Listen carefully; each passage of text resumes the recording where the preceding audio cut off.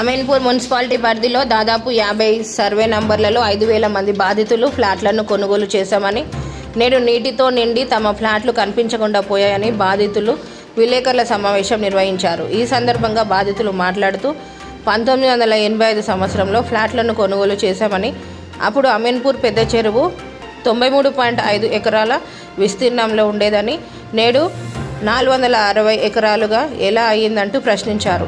ఎంతోమంది చెరువులను కబ్జా చేస్తుంటే తమ ఫ్లాట్లను మాత్రం చెరువు కబ్జా చేసిందని, తమకు న్యాయం ఎవరు చేస్తారని అన్నారు. నూతన ప్రభుత్వం ఏర్పడింది కాబట్టి సీఎం రేవంత్ రెడ్డి, జిల్లా కలెక్టర్ తమ సమస్యను పరిష్కరించే విధంగా చర్యలు చేపట్టాలని, ముఖ్యంగా చెరువుకు ఉన్న తూములను ప్రారంభించి తమ ఫ్లాట్లను తమకు ఇప్పించాలని కోరుతున్నారు. సంగారెడ్డి జిల్లా అమీన్పూర్ మండలం ఈ గ్రామంలో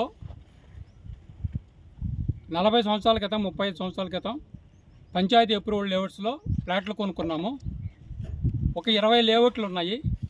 అలాగే 2004 అండ్ 2008లో UDA layout, Panchajanya layout, Vediri layout వాళ్ళు కూడా ఉన్నారు. ఇవన్నీ కూడా ఇప్పుడు కొత్తగా ఇరిగేషన్ వాళ్ళు FTL అని చెప్పి ఒక కొత్త క్రియేషన్ తీసుకొచ్చారు. అది ఏ విధంగా అంటే, మా పెద్ద చెరువు అమీన్పూర్ పెద్ద చెరువు వచ్చి లోయలో ఉంటుంది. కొండల్లో ఒక కుంట ఉంటుంది. కొత్త చెరువు అనే ఒక చిన్న కుంట ఉంటుంది. ఆ చిన్న కుంట కొండల్లో ఉంటుంది. కొండల్లో ఉన్న దానికి ఈ లోయల్లో ఉన్న దానికి అనుసంధానం చేస్తూ రెండింటిని కలుపుతూ ఈ కొత్త FTL తయారు చేశారు. ఆ రెండు చెరువులు కలిపి FTL అనేది ఎక్కడైనా ఉంటుందా? ఏ చెరువుకి ఆ చెరువు FTL ఉంటుందా? కొండల్లో ఉన్నదని FTL తీసుకొస్తారా? ఆ లెవెల్కి మమ్మల్ని ముంచేశారు. ఈ విధంగా చేయటం వలన 460 ఎకరాల్లో ఉన్న మా ప్లాట్లన్నీ కూడా ముంపుకు గురైపోయినాయి. మొత్తం మురుగునీటిలో నిండిపోయినాయి. ఈ చెరువుని మురుగునీరుతో, కేవలం మురుగునీరుతోనే నింపుతున్నారో, పొల్యూషన్ వాటర్తోనే నింపుతున్నారో. అలుగును శాశ్వతంగా మూసేశారో, తూములన్నీ కూడా శాశ్వతంగా మూసేశారు. మరి ఈ శాశ్వతంగా మూయటము, అలుగులు మూయటం అనేది చాలా నేరపూరితము, చాలా కుట్రపూరితం. ఇది దీనిపైన ఎందుకు చర్యలు తీసుకోలేదు ఈ రోజు వరకు ఇరిగేషన్ డిపార్ట్మెంట్ వాళ్ళు? మా ప్లాట్లు మాత్రం ఉంచడానికి చెరువుల్లో నీళ్లు నింపుతున్నారో, బయటికి చుక్క నీరు వదలకోకుండా శాశ్వతంగా మూసేసిన అలుగులు కానీ తూములు కానీ ఎందుకు తెరవట్లేదు? దానిపైన ఎందుకు చర్యలు లేవు? దీనిపైన క్రిమినల్ యాక్షన్ తీసుకోవాల్సిన పరిస్థితుల్లో వాళ్ళు ఎందుకు నిమ్మక నీరెత్తున్నట్టుగా సైలెంట్గా ఉంటున్నారు? ఇటు విషయాన్ని కలెక్టర్ మేడం గారి దృష్టికి, ఇరిగేషన్ వాళ్ళకి, HMD వాళ్ళకి, పొల్యూషన్ కంట్రోల్ బోర్డుకి, మున్సిపల్ కమిషనర్కి, ఇట్లా అన్ని డిపార్ట్మెంట్ల వాళ్ళకి మేము వాళ్ళకే నోటీస్ చేసాము, వాళ్ళ దృష్టికి తీసుకెళ్ళాము. అన్ని అసోసియేషన్స్ ఉన్నాము. 20 అసోసియేషన్స్ ఉన్నాయి. 20 అసోసియేషన్ లెటర్ హ్యాడ్స్ పైన ప్రభుత్వం దృష్టికి, డిపార్ట్మెంట్ల అందరి దృష్టికి మేము రిప్రజెంటేషన్ చేశాము. ఇటు విషయాన్ని మీడియా సమూహంగా మీడియా దృష్టికి తీసుకొస్తూ ప్రభుత్వం దృష్టికి, కలెక్టర్ మేడం గారి దృష్టికి ఈ సమస్యను తీసుకెళ్తున్నాము. దీనికి సీఎం రేవంత్ రెడ్డి గారు కూడా స్పందించి ఈ చెరువుపై కఠినమైన చర్యలు తీసుకుని ఆ చెరువుని 93 ఎకరాలకే పరిమితం చేసి మా ప్లాట్లన్నింటినీ కూడా కాపాడి రక్షించవలసిందిగా కోరుతున్నాము. ఇది మా యొక్క కుటుంబాల అవసరార్థం కోసం మేము కొనుక్కున్న ప్లాట్లు. ఇవన్నీ కూడా మా అందరికీ మా ఆస్తుల్ని రక్షణ కలగజేయాలని మేము సీఎం రేవంత్ రెడ్డి కానీ ఈ సభాముఖంగా కోరుకుంటున్నాము. 1985 నుంచి కొన్నాము. మొత్తం 20 లేఅవుట్లు ఉన్నాయి. 193, 194, 195, 196, 197, 180, 199, 200 అండ్ 149, 150, 155, 151, ఇట్లా 148, మొత్తం ఇట్లా ఈ విధంగా 320, 232, 234, 323, 180 వెదిరి లేఅవుట్. సో మీడియా మిత్రులందరికీ నమస్కారం. నా పేరు KL మోహన్. నేను హైకోర్టు అడ్వకేట్. అమీన్పూర్ పెద్ద చెరువు ముప్పు బాధితుల సంఘం ఏర్పడింది ఒక 4 నెలల కిందట. జాయింట్ యాక్షన్ కమిటీ మెంబర్స్ ఒక 18 మందితో ఇది మొదలైన ఈ కార్యక్రమం. 5,000 మంది ఈ బాధితుల తరఫున నేను మాట్లాడుతున్నాను. ఈరోజు చాలా తక్కువగా మాట్లాడతాను. సమస్యని బాగా మా చైర్మన్ గారు N. సత్యనారాయణ గారు వివరించారు. వైస్ ప్రెసిడెంట్ బ్రహ్మానందరావు గారు వివరించారు ఫ్యాక్ట్స్ అండ్ ఫిగర్స్తో. తర్వాత విజయ్ కుమార్ రెడ్డి గారు మొత్తం అంతా చెప్పారు. మళ్ళీ అది రిపీట్ చేయదలుచుకోలేదు. జరిగింది ఏమంటే, ఈ బాధితులంతా కూడా 1985లో కొన్నవాళ్ళు. ఆ రోజు అమౌంట్కి ఎంత వాల్యూ ఉందో ఈరోజు కూడా అమౌంట్కి అంత వాల్యూ ఉంది. ఈరోజు ప్రతి ప్లాటు కొన్ని కోట్ల రూపాయల విలువ ఉంది. కానీ మేమే అంత ఎదగలేదు. ఎక్కడ వేసిన కొంగడ అక్కడే ఉంది. దీని కారణాలు మీరు చెప్పారు. మా ముగ్గురు సీనియర్స్ అందరూ కూడా చెప్పారు. గవర్నమెంట్ అలసట, తర్వాత కబ్జాదారులు, ఈ 93.5 ఎకర్స్ నుంచి 460 ఏకర్ల వరకు ముప్పు గురవడం, ఈ కారణాల వల్ల మేమంతా చాలా బాధపడ్డాం. ఈరోజు మేమంతా కూడా ఈ ముప్పు కారణమయ్యాం. ఒక గ్రూపుగా మేమంతా దయచేసి ఏర్పడి, ఒక కమిటీగా ఏర్పడి, ఈ పత్రికా ముఖం ద్వారా ఈరోజు పవర్ఫుల్ మీడియా, పత్రిక, టీవీ, ఇవన్నీ మీడియా, వీళ్ళందరికీ మేము విన్నవించుకుంటున్నాం. ఎందుకంటే మీకు విన్నవిస్తే అది ప్రభుత్వ డిపార్ట్మెంట్ అందరికీ చేరుతుంది. నేను ఒక్కడిని గొంతు అరిస్తే కుదరదు. పత్రికా విలేకరుల ద్వారా మీకు తెలియపరుస్తున్నాం.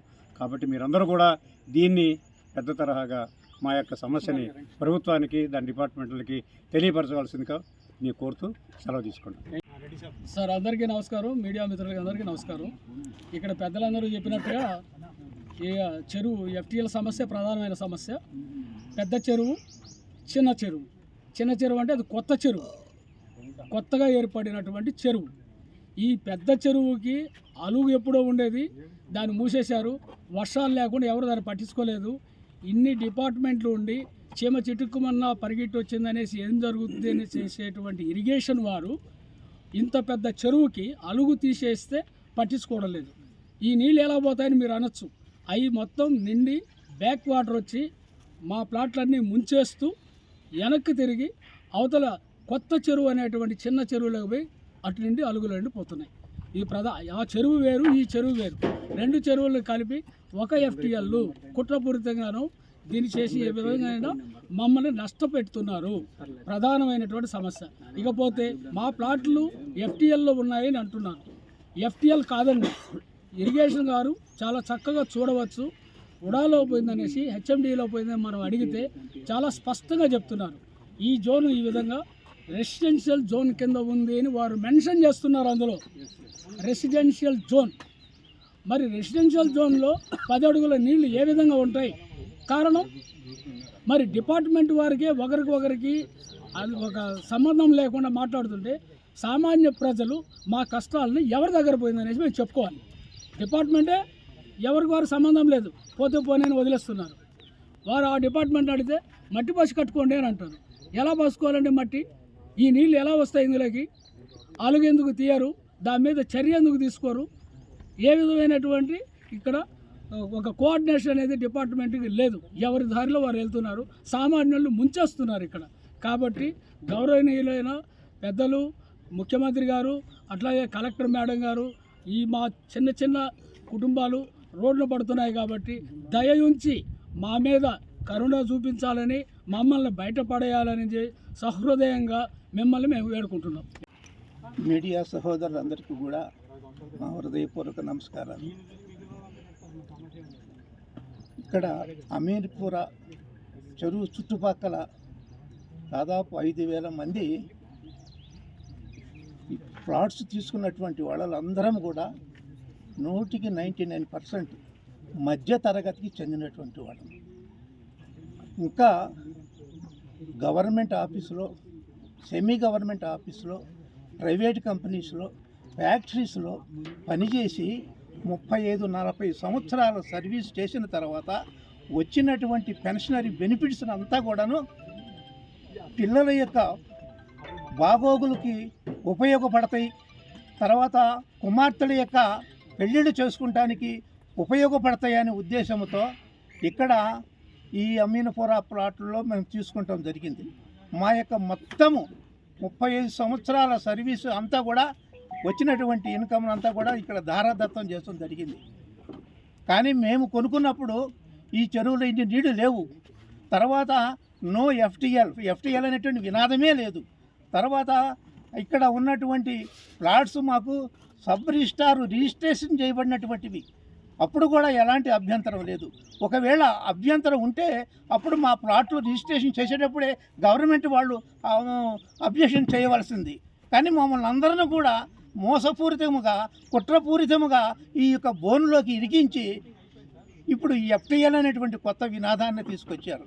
సహజంగా ఎక్కడైనా కానీ జరిగేది ఏంటంటే చెరువును పూడ్చి కబ్జా చేస్తారు.